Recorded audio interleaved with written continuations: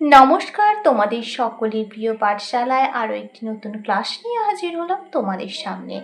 আজকে আমি তোমাদের সাথে আলোচনা করব তৃতীয় শ্রেণীর গণিতের দ্বিতীয় পর্যায়ক্রম মূল্যায়ন 26-এর কিছু গুরুত্বপূর্ণ প্রশ্নের উত্তর। তোমাদের সামনেই পরীক্ষা, তোমরা এই প্রশ্নগুলো বাড়িতে ভালোভাবে প্র্যাকটিস করবে। এবারে তোমাদের পরীক্ষা হবে 30 নম্বরের এবং সময় থাকবে 1 ঘন্টা। একই প্রশ্নটি বলেছে, ফাঁকা ঘর পূরণ করো। ক, 1 সপ্তাহ সমান ড্যাশ দিন, 1 সপ্তাহ সমান 7 দিন। তার আগে বলে দিই, তোমাদের 10টা প্রশ্ন আছে, হাফ নম্বর করে মোট 5 নম্বর আছে। খ, গুণ্য গুণিতক গুণক সমান কি জানি? গুণফল। গুণ্য গুণিতক গুণক সমান গুণফল। গ, 5 জোড়া কলা সমান ড্যাশটি কলা। 1 জোড়া সমান কটি জানি? 2টি। তাহলে 5 জোড়া মানে 5 গুণ 2 সমান 10টি। ঘ, ভাগশেষ ভাজকের থেকে ড্যাশ হয়। ভাগশেষ মানে ভাগ করার পর শেষে যেটা পড়ে থাকছে, তাহলে ভাগশেষ ভাজকের থেকে কি হয়? ছোট হয়। ভাগশেষটা ছোট হয় আর ভাজক বড় হয়। ওয়া, বিজোড় সংখ্যার সঙ্গে 1 যোগ করলেই ড্যাশ সংখ্যা পাই।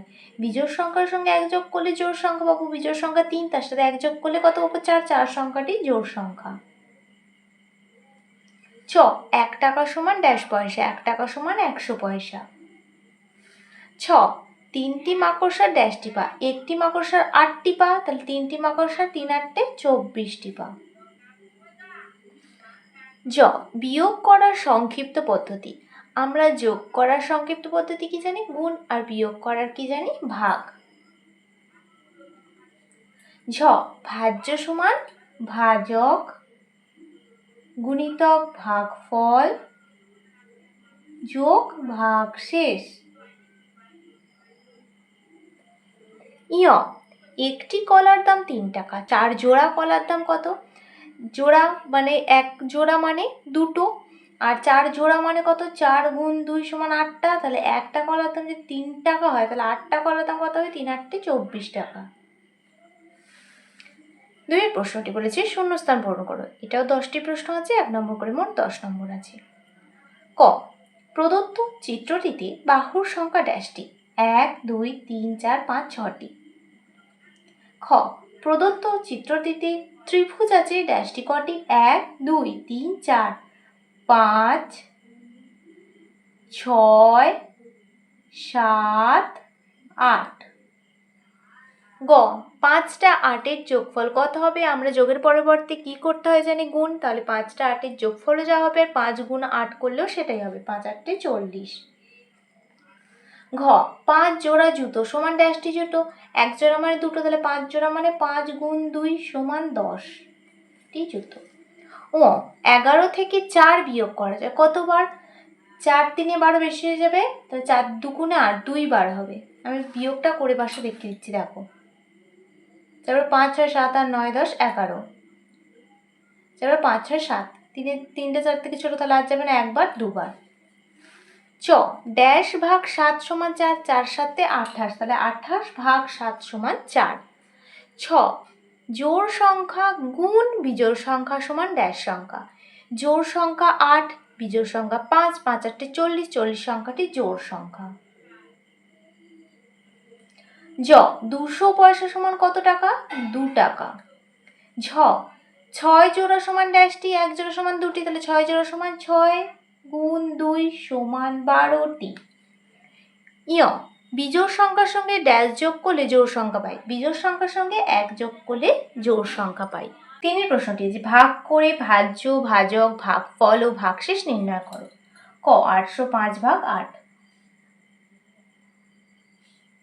8 একে 8, 0 নামবে 1 0 0, 5 নামবে 8 থেকে 5টা ছোট, 0/0। তাহলে 5 হচ্ছে ভাগশেষ, 100 হচ্ছে ভাগফল, 8 হচ্ছে ভাজক, 805 হচ্ছে ভাজ্য। খ, 405 ভাগ 6। 405 ভাগ 6, 6 6 36। তারপর 7 আর 9 10, 4 হাতে লাগ 3 একে 4, 4 4 মিলে গেলে 0 বাদি, 0 বসানে লিখলাম না, 5টা নামবে 6 7 42। 2 থেকে 5 বিয়োগ করলে 3। 3টা হচ্ছে ভাগশেষ, 67 হচ্ছে ভাগফল, 6 হচ্ছে ভাজক, 405 হচ্ছে ভাজ্য। 4 প্রশ্নটি বলেছে টাকা পয়সা যোগ এবং বিয়োগ করো।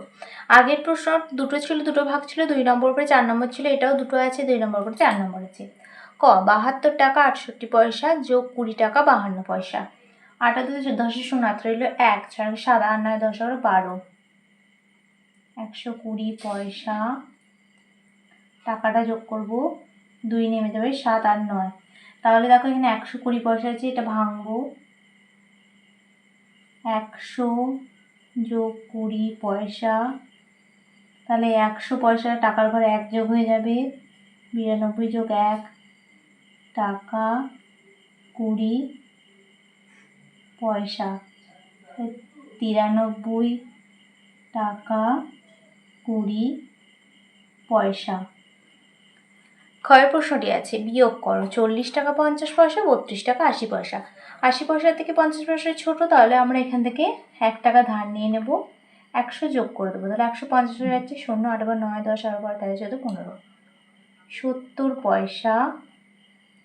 টাকাটা যোগ করব, 2 থেকে 9 বিয়োগ করলে 7 হবে, 3 4 5 6 7 আর 9, 3 3 মিলে গেলে 0 বাড়ি, 0 বসানো লিখলাম না, কত হলো 7 টাকা 70 পয়সা।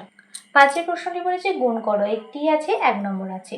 875 গুণ 6, 5 6 30 0, হাতে রইল 3, 6 7 42, 43 44 45 5, হাতে রইল 4, 6 48 49 50 51 52। গুণফল কত? 5250। 6 প্রশ্নটি হচ্ছে নিচের সমস্যাগুলি সমাধান করো। 3টি আছে, 2 নম্বর করে 6 নম্বর আছে। ক 705টি পেয়ারা 7টি বস্তায় সমান সংখ্যায় রাখলে প্রত্যেক বস্তায় কতগুলি পেয়ারা রাখা হলো আর বস্তার বাইরে কতগুলি পেয়ারা রইল? এই অঙ্কটা খুব ইম্পর্টেন্ট। তাহলে কি করব? 705 ভাগ 7 করব। 7 একে 7, 0 নামবে, 0 করে 0, 5 নামবে, 7 থেকে 5টা ছোট, তাই 0 করে 0 করব। অতএব দিয়ে কি লিখে দেবো? প্রত্যেক বস্তায় 100টি পেয়ারা রাখা হলো, বস্তার বাইরে 5টি পেয়ারা রইল। খ দিদিমণি ক্লাসে 285টি খাতা নিয়ে এলেন, প্রত্যেককে 7টি করে খাতা দেবেন। কতজনকে খাতা দিতে পারবেন ও কতগুলি খাতা দিদিমণির কাছে পড়ে থাকবে? কি করব? ভাগ করব। 285 ভাগ 7, 4 7 28, 5 নামবে 7 থেকে ছোট, 0 করে 0। অতএব কতজনকে খাতা দিতে পারবেন? 40 জনকে খাতা দিতে পারবেন ও 5টি খাতা দিদিমণির কাছে পড়ে থাকবে। গয়ের প্রশ্নটি বলেছে গোপাল দাদু গোপাকে 40 টাকা 50 পয়সা দিলেন। গোপা 7 টাকা 50 পয়সার ফুচকা ও 5 টাকার আলু কাবলি খেয়েছে। এখন গোপার কাছে কত টাকা আছে? তাহলে লিখে নেব। প্রথম, গোপার দাদু গোপাকে 40 টাকা 50 পয়সা দিলেন। গোপা খেয়েছে ফুচকা 7 টাকা 50 পয়সার, আলু কাবলি 5 টাকা 00 পয়সা। একই লেখা বলে তাই ডট ডট দিয়ে দিলাম। এই দুটো আগে যোগ করবো। দেখো 50 পয়সা, 7 আর 5 12 টাকা। এটা হচ্ছে ফুচকার আলু কাবলি খেয়েছে। তাহলে দাদু কয় টাকা দিয়েছিল? 40 টাকা 50 পয়সা থেকে 12 টাকা 50 পয়সা বিয়োগ করে দেব। 0 0, টাকাটা যোগ করব। 2 থেকে 0টা 10 ধরবো, 8, হাতে রইল 1, 1 থেকে 2, 2 থেকে 4 বিয়োগ করে দেবে 2। তাহলে অতএব এখন গোপার কাছে 28 টাকা আছে। ভালোভাবে দেখে নাও। তাহলে স্টুডেন্টস, আজকের ক্লাসটি এখানে শেষ করছি। খুব তাড়াতাড়ি আর একটি নতুন ক্লাস নিয়ে হাজির হবো তোমাদের সামনে। যদি তোমাদের আজকের ক্লাসটি ভালো লেগে থাকে তাহলে অবশ্যই লাইক, কমেন্ট, সাবস্ক্রাইব এবং বন্ধুদের সাথে শেয়ার করতে একদমই ভুলবে না। সকলে সুস্থ থাকবে, স্বাভাবিক থাকবে। সকলকে অসংখ্য ধন্যবাদ জানাই।